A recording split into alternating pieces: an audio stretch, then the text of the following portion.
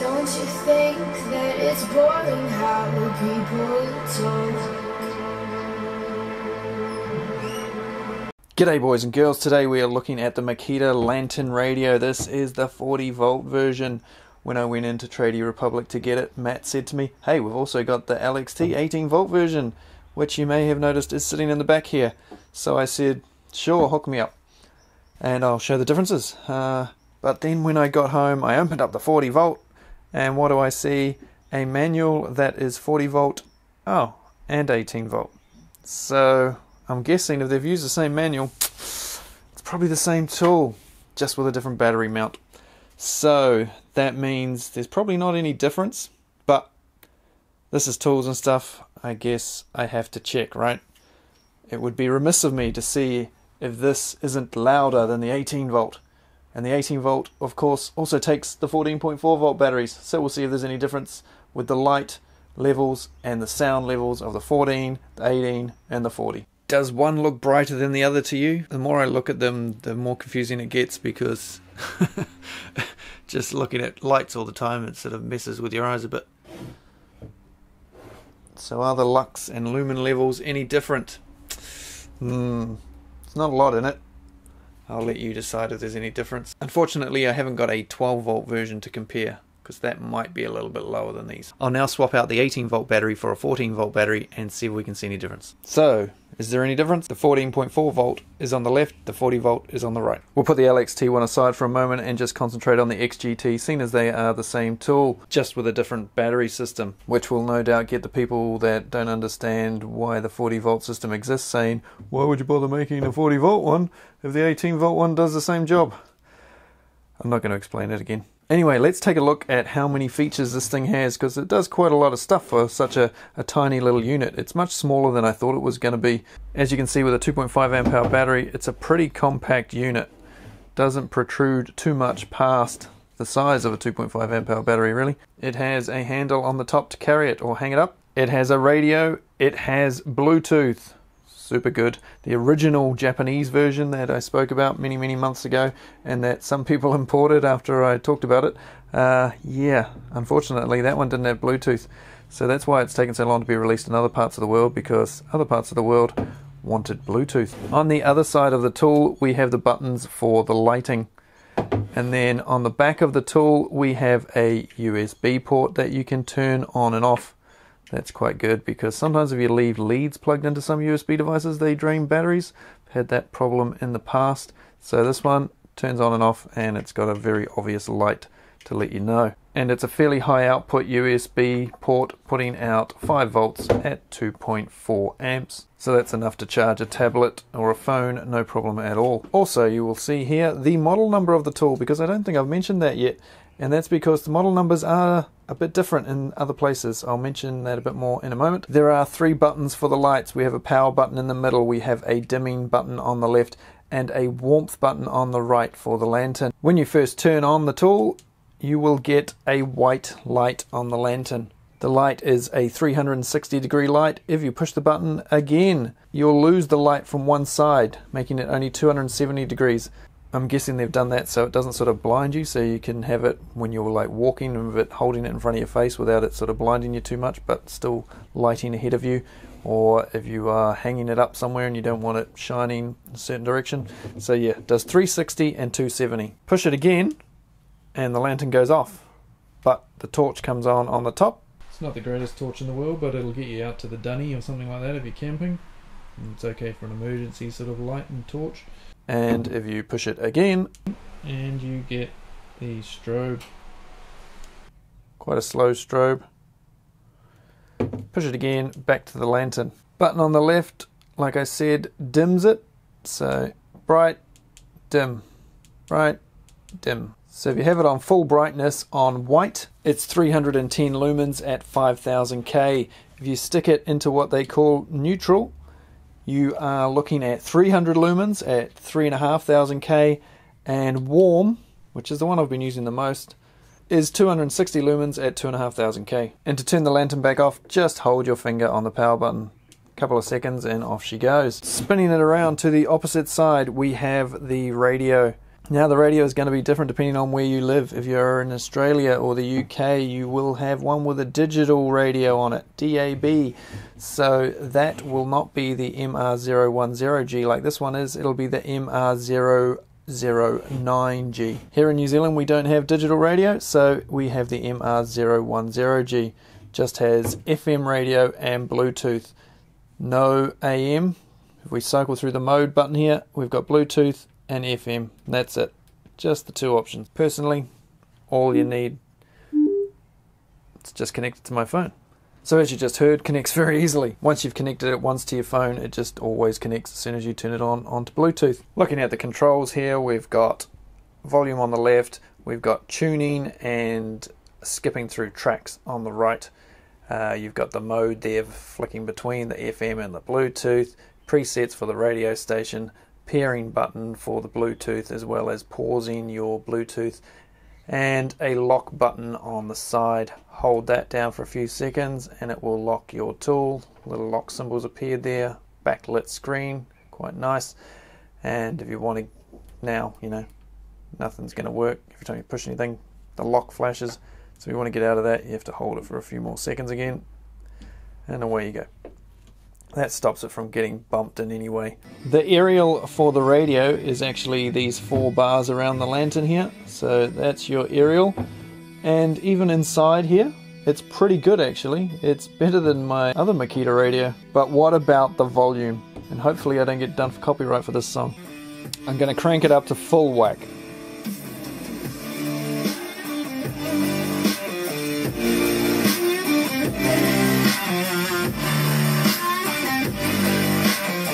So you can turn it up and down, of course, from your phone, as well as select tracks from your phone or from the unit itself.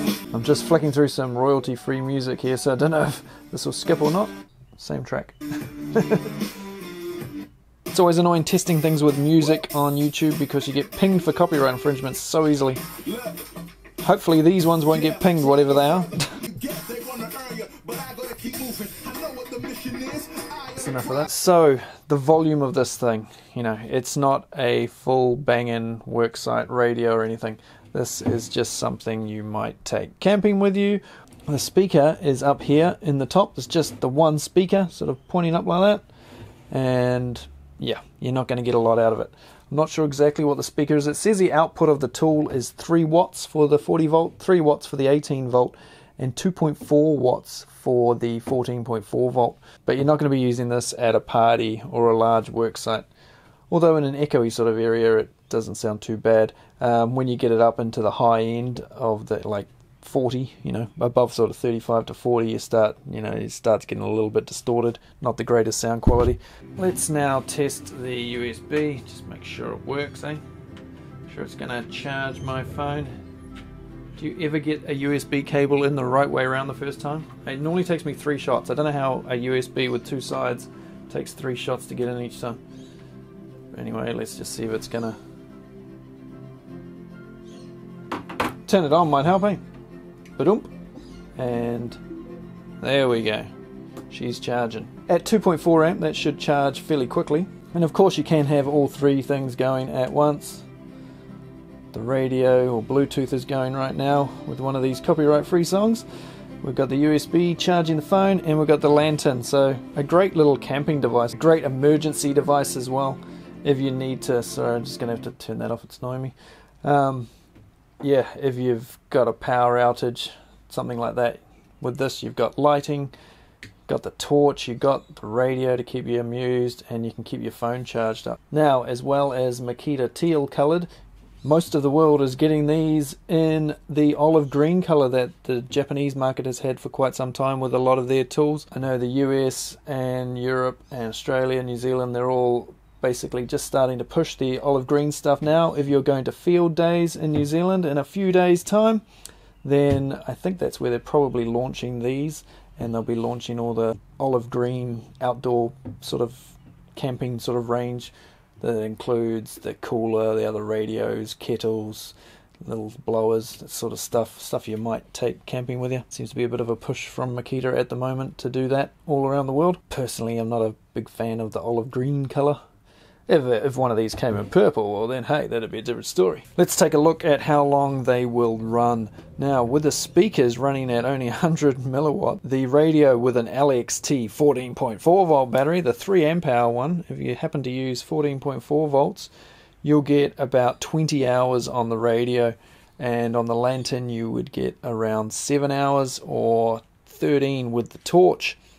On an 18 volt battery, say you're using the 18 volt 6 amp hour, you'll get 54 hours on the radio and 19 with the lantern and 36 with the torch. If you've got the 2.5 here on the 40 volt, you'll get around 24 hours on the radio, 16 on the lantern and 29 on the torch. If you've got the 4 amp hour batteries, 35 hours for the radio, 24 for the lantern, 44 for the torch.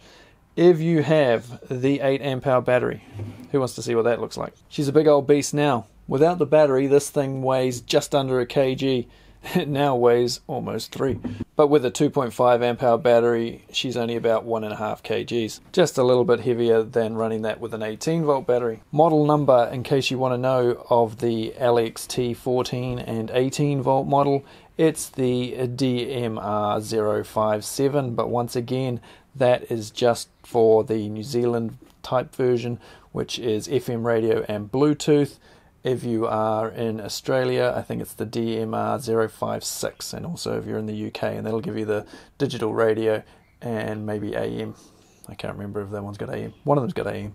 Oh, and I almost forgot to say, with the 8 amp hour battery, this will run for 70 hours on the radio, which is what, nearly 3 days. 48 hours or 2 days on the lantern, and 88 hours on the torch.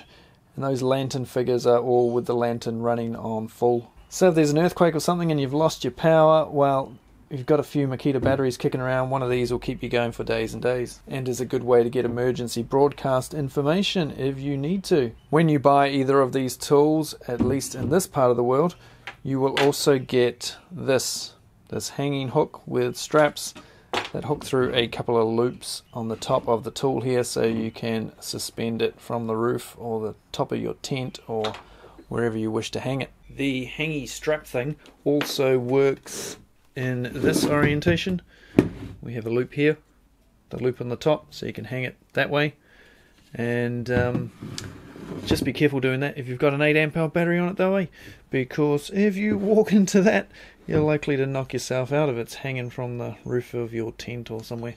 Not the best size tool for an 8 amp hour battery. Right, we're now going to check the Bluetooth range, because that's something that is super important with any Bluetooth device these days. So let's set it going on something that will hopefully not cause a copyright strike.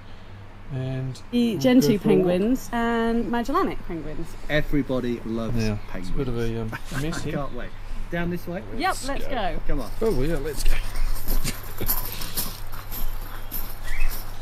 Okay, so I am now, about 4 metres in a direct line. Sweeping white sand beach. I think I can actually see some penguins down close to where the waves are breaking. On top of the tub here. Down onto there. It is about to bucket down, but I'm probably around 10 metres away now. I'm not too happy. Let's go a little bit further before the rain hits. Danger mines. What's going on? Yes, obstructions absolutely. in the way That's now. One of the sad reminders. It hasn't started cutting out yet. 1982 conflict here. Even behind these this trees. This area was mined. Now and still, probably in a straight line about 15 metres. There can be some benefits of not having a lot of disturbance from vegetation else happening in this area. Because people can't actually get through down onto the beach. Yeah, that's right. Yeah. So are there not for the penguins? Yeah, cutting out now at about the I'd say about the 18 metre mark. With, as you can see, quite a few obstructions in the way. But actually, the penguins only just it's come right again now, where I'm holding it at the moment. Of the minefield, and get a slightly closer look. That's pretty good anyway. Happy with that. It does 10 metres, and that's pretty good.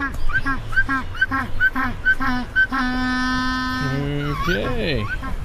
Those are the Magellanic penguins you can hear. If you expect this to be as loud as this, then you are going to be sadly disappointed. And if you want it to be as bright as this, once again, you're going to be disappointed. Don't expect too much of this thing. I think of it as a bit of a comfort tool. It's just something to sort of keep in the corner and have going just as a little friend. Does that sound too nut job? Probably. Anyway, you know, it's just a noise in the background. It's a light in the background. It's just something to make life that little bit easier when you are camping, or, well, yeah, you're out in the hot tub if you want to be decadent. Sipping on straight chlorine, let the vibe slide over me. This beat is a chemical. Beat is a chemical. I'm running for my life. I like it. The Bluetooth works well. It connects super quick and easy, so that's good. That's something that really bugs me when Bluetooth devices don't work well. And having the one speaker in the top instead of speakers on the side like the radio does means when you spin it around, if it's swaying around, no matter where you are, no matter what angle it's on, it's like always the same sound no matter where you are. It's not wafting in and out like this thing does. Actually sounds pretty cool out here in the shed at night. It's sort of, yeah, just the sound seems to be a lot louder.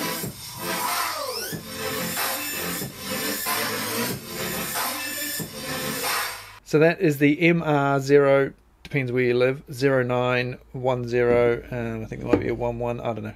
I can't remember how many there are. This is the 10 in New Zealand, and it is exactly the same as the 14/18 volt version for the amount of light it throws out, with an 18 volt battery anyway. 18 volt, 40 volt, exactly the same, 14 volt, a little bit less, and there's a 12 volt version, of course, which once again is a little less powerful than these two. But it looks like, with so many of the LXT tools I look at now, the 14.4 volt battery looks more suited to the tool, I feel. Looks like that's what it was designed for, and the 18s now look out of place to me now that I'm trying everything with a 14 volt battery. Anyway, that's not really an issue. So, cheers again for watching. Another 40 volt Makita review is done and dusted, and I'll see you on another one in about another week. Cheers, guys. I quite like the lantern on this warm setting. It's just nice not to have harsh white light like everything is these days. And I'm out here watching my little hoo-hoo beetle mate here. One of the biggest beetles in New Zealand. You want to be walking towards all that stuff, mate. That's treated timber. I'd pick him up, but he's already bitten my wife tonight, so so I'll let him be. Not that it hurts. He's only just hatched, he/she, and he's trying to work out how to use his legs. And as soon as he discovers he's got wings, well, he'll be off.